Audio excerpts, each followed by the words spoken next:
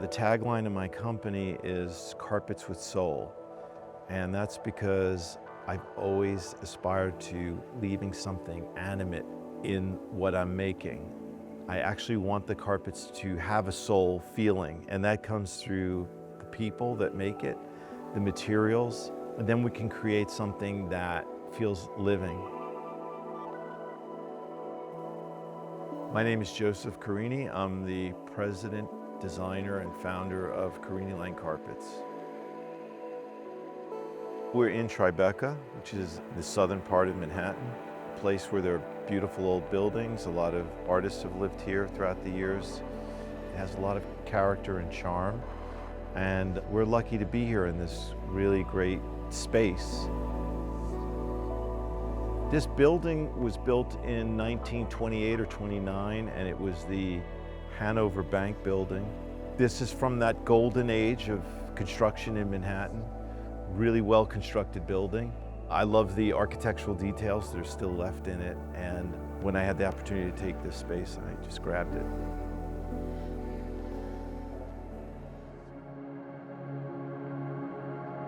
I grew up in New York City in the 70s, and music, rock and roll, motorcycles, all that stuff was part of the things that were fun and aspirational for us. So in terms of the art, the objects, and the carpets, these are just things from when I was a kid I loved, and they were also part of the DNA of the company.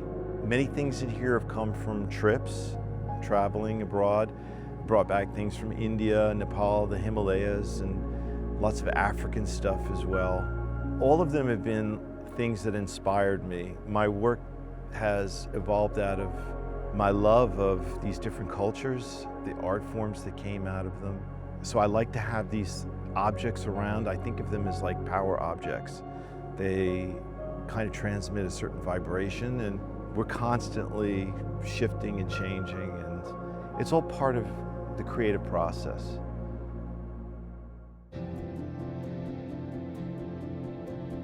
This space functions as a showroom, but it also functions as much more than that. It's a creative space. It's where we do creative work. It's collaborative. It's where we do photography. It's where we warehouse things. And it's not a curated showroom. It's ever changing. Some days you'll come in here and it'll be a real workspace. And other days it'll be a showroom. And in other days it'll be set up for an event. It's really a working art business space. I think of it as like an atelier or a studio. Our second space is in the D&D building, which is 979 3rd Avenue in Midtown. And that building houses many manufacturers of textiles and furniture and the like. And we took a space there about 5 years ago, and we built it out in a very simple, nice way to display what we're doing. And it has a totally different feeling from downtown. We're more accessible to a certain audience up there. I find that when people discover us up there, though, if they like what we're doing, they end up coming down here. They make a little pilgrimage, and they love working down here.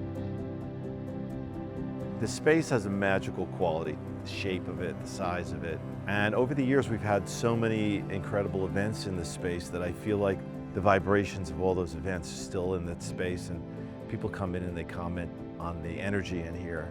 We've had everything from meditation practices to concerts to world-renowned authors reading from their works.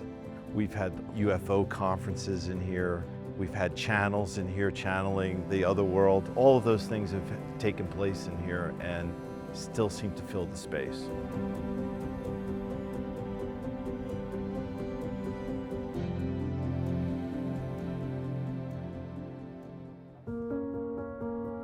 I guess I'm a sponge for things.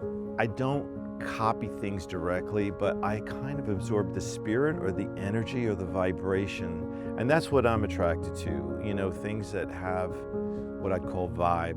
And I think the objects that I collect, I'd have to say the through line is that I'm attracted to them because I feel some form of life or humanity or soul coming through them.